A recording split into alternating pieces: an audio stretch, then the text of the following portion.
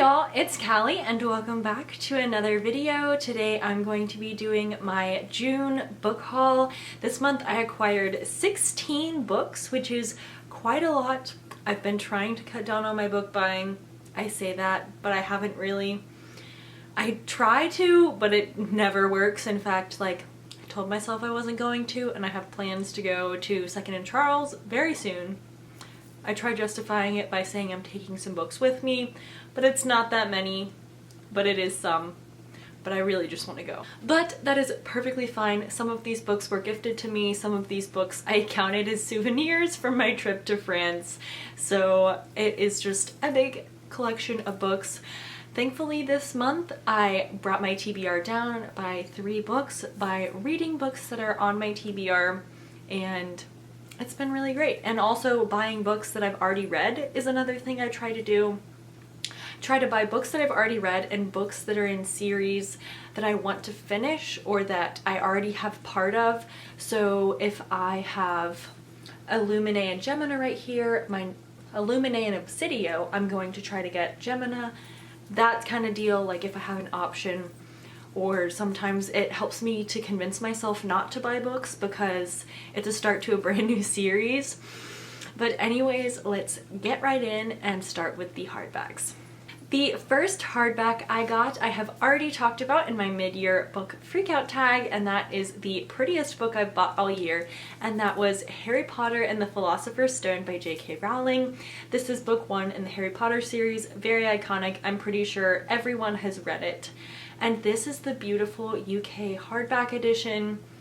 It's so stunning, and I got this one at Shakespeare & Co. in Paris, and so it has the Shakespeare & Company stamp inside, which makes it even more special. This one is just so stunning. I only bought books as my souvenirs in Paris and just France in general, so this is a pretty dang good souvenir to have. It is just so stunning. The foiling on the end pages and just everything about it is beautiful, and I'm so glad I got it because I love Harry Potter and always have, so to be able to get it in the UK edition in France is pretty cool. This next hardback is so exciting for me, and that is the hardback of A Court of Wings and Ruin by Sarah J. Maas. This past week I was in Ohio visiting my grandparents. Every summer we flip-flop between our 2 sides of the family and visit each one every year, and so this year was our time to go visit my mom's side of the family, and we went to a Books A Million inside their little mall to get some picture books for my little cousin. And when I saw that this was a bargain price for $6, I could not resist, and of course I got it. Well, I was going to buy it and then my grandmother paid for it, so it was even more exciting. I love this series, and I've been slowly collecting the hardbacks as I can find them for a reduced price, of course. I just really love this series, and to be able to collect them is just something I really enjoy doing. All I'm missing is the hardback of A Court of Thorns and Roses and the paperback to A Court of Frost and Starlight, and my collection will be complete for this series. So I just could not resist. As soon as I saw it, I literally gasped in the store. And I love this. This is book 3 in the ACOTAR series. It is following our characters from the original 2 books, once again, in this war setting that unfolds. Exciting, sexy, amazing, everything you want in a book. Then I got the hardback of The Broken Throne by Victoria Aveyard. This is the Barnes & Noble exclusive edition. I believe it was on sale. I'm pretty sure. There was a table that said 20% off newer releases, and I'm pretty sure I got 2. I couldn't help myself. I wanted to complete my Red Queen trilogy. I wanted to complete my Red Queen series, so I went ahead and picked this one up. I actually read it this month as well.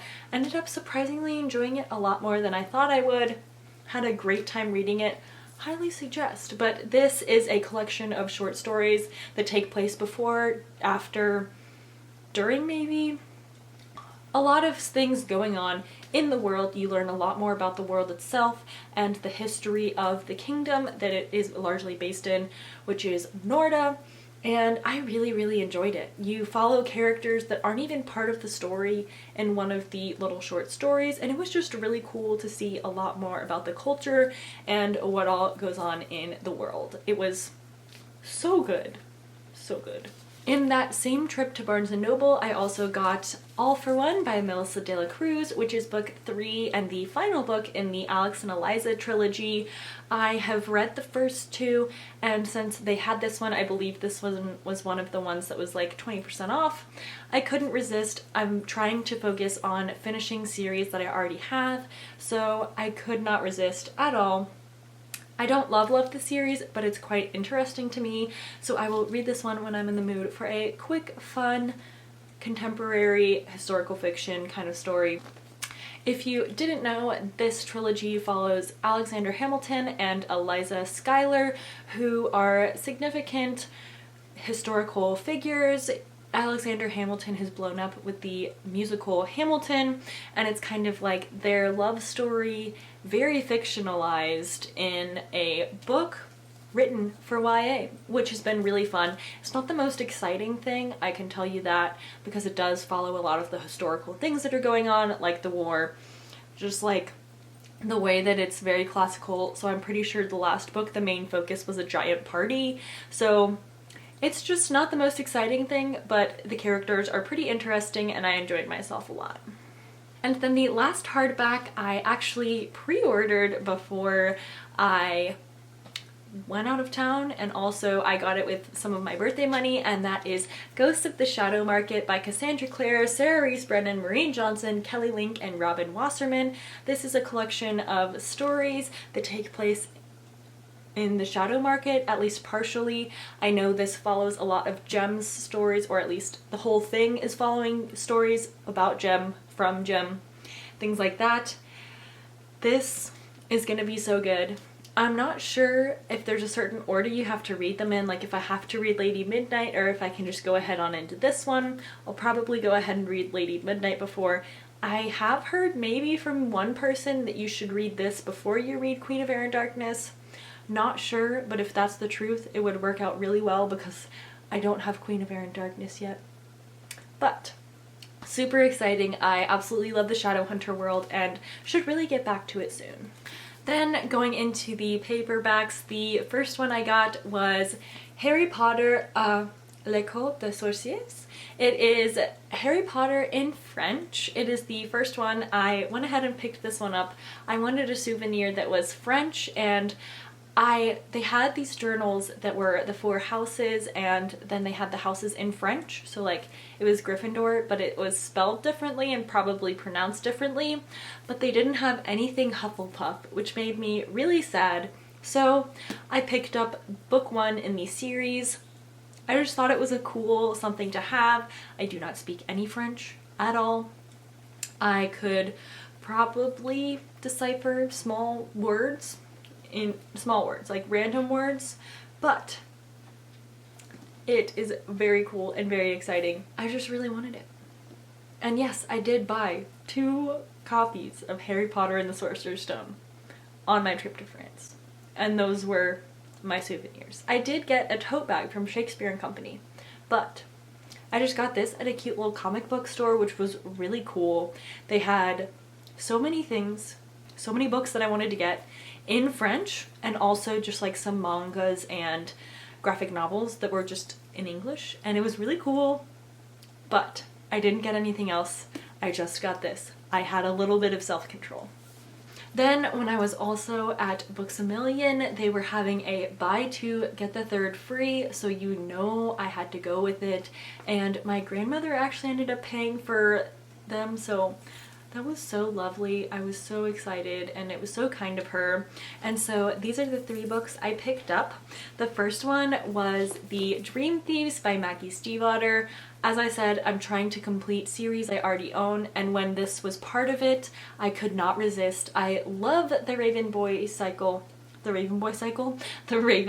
so much, and I just want to collect the series. I read it about 6 months ago, and I just now started collecting them. I got the first one in May, I got this one in June, and I got another one in June, which I will talk about in a second. But this is book 2 in the Raven cycle. It follows a girl named Blue who has been told all of her life that the true love of her life she will kiss and he will die, and that's crazy. And of course, she meets this guy, and it kind of follows the group of them and the group that she joins through him and the friendships they make and the craziness that ensues. It's so fun, it's so paranormal, highly suggest, very gay. Then my one exception to the buying books I've already read and completing series I already own, I got Anna and the French Kiss by Stephanie Perkins.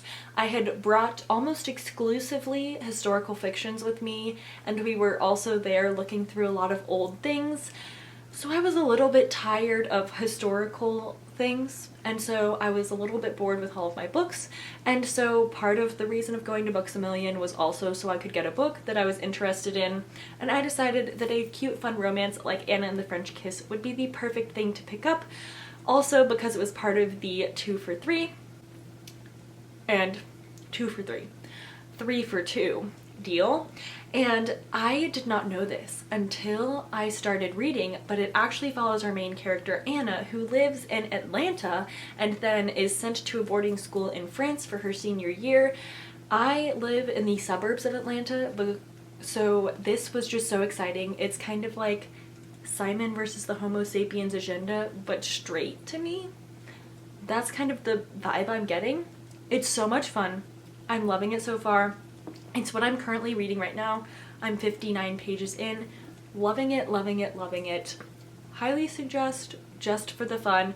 It's the perfect summer read, even though it's not summer in the story, because it's just so light and fun and fluffy, and I can't wait to see what's gonna happen. And then the last book I got is China Rich Girlfriend by Kevin Kwan. I have listened to the entirety of this series through my library, but do not own a single book in the series, and I really loved it, and this one was part of the deal and I could not resist. This is the second book in the Crazy Rich Asians trilogy, following our main character who has been dating her boyfriend Nick for a very long time, a few years, and he takes her to visit his family in Singapore, I believe, and she finds out that he is part of one of the richest families in the country and probably even the world, and she knew nothing about it. And of course the rich lifestyle is very different and they're very judgmental of her, and it's all of the mishaps and things that can go wrong and the things that are crazy about these people. And it is just, these are so much fun. I had a great time listening to them. The audiobook narrators are amazing. They started with one for book 1 and then changed to a different one for book 2, but either way, they were so much fun. These are such funny stories, so unexpected. I learned a lot about the culture of these crazy rich people, like the title suggests. If you didn't love the movie, or even if you did love the movie, I suggest picking up the book still, because there's so much more to it and it's just so much fun. When I went to Barnes & Noble, I also picked up The Raven King by Maggie Stiefvater. Like I said, I'm trying to complete series I already own, and since I love the Raven cycle so much, I went ahead and picked this one up as well. I believe this was the only one they had, if I remember correctly. I honestly can't remember. I just picked this one up because I love the characters, I love the story. This also includes Opal, the little exclusive story, which is the cutest thing you will ever read. Highly, highly suggest. I read it as an ebook on its own. It's so fun. I forgot it was canon and thought it was fan fiction for a while because it was that just fun and just lighthearted and amazing. And then the last book I bought in France was the UK edition of Throne of Glass by Sarah J. Maas. They had a few in this series, and then they had A Court of Frost and Starlight, but I figured it would be better to go ahead and pick up book 1 in the Throne of Glass series. These covers are just so stunning and just so fresh and clean, and I love them, and I was trying to decide what books to get. I couldn't decide. I didn't want to buy the first book in a series since I wouldn't have a way to easily get the UK editions, and I didn't want to continue buying, like they had Legendary, so I almost got it to go with Caraval, but then I remembered that it would be a different height and look different, and that would be really weird, and I'm trying to not do that as much. So I got Throne of Glass and Harry Potter, but I got Throne of Glass. It's so beautiful, and it's got the Shakespeare & Co. stamp. It's beautiful, it's amazing, I love it. This is book 1 in the Throne of Glass series, which follows our main character, Selena Sardothian, who has been enslaved because she was caught, because she's called Adarlan's assassin. She's called Adarlan's assassin, and while she is in these mines, the prince and his entourage come and take her out to let her compete in the championship to being the king's champion, and craziness ensues. It's all about, the book 1 is all about the championship and if she wins, and then the following books are just craziness and very different, but still even better than Throne of Glass, even though Throne of Glass was amazing. Then my mom gave me a book that she bought a few months ago, and that is Paris by Edward Rutherford. This is just a novel all about Paris and a bunch of different timelines. Each chapter is a different period of time, whether it be, I finished chapter 1, which was 1875, and then you hop to 1899 maybe.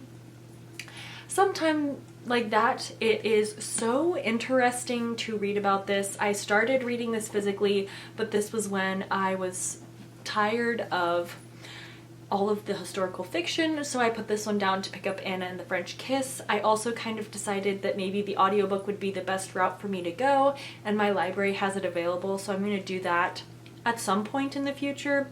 Not sure exactly when, but I determined that reading it physically is not the way to go, because this is like over 1,000 pages. No, it's like 800 pages long, and that's really long, and the text is really tiny, and it's not the most interesting thing, but it is interesting because I was just in France, so I know a lot of the locations, and that helps engage me a little bit more, but I'm still not like really excited to read it, but I would like to read it. So I'm hoping to get to that at some point in the near future. Then my aunt gave me a book she has really loved and a book she will not get around to reading. She gave me her copy of All American Murder by James Patterson and Alex Abramovic with Mike Harvey.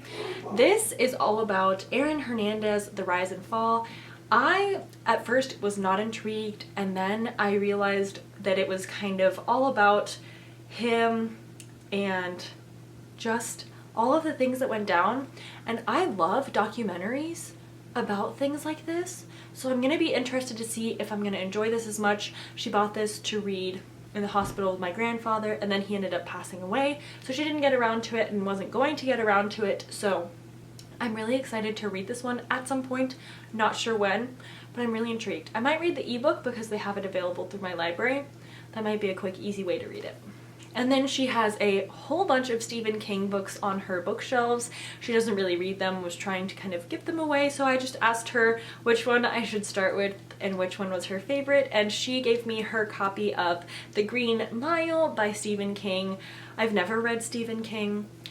I just know that his books are creepy and thrilling and psychological and crazy.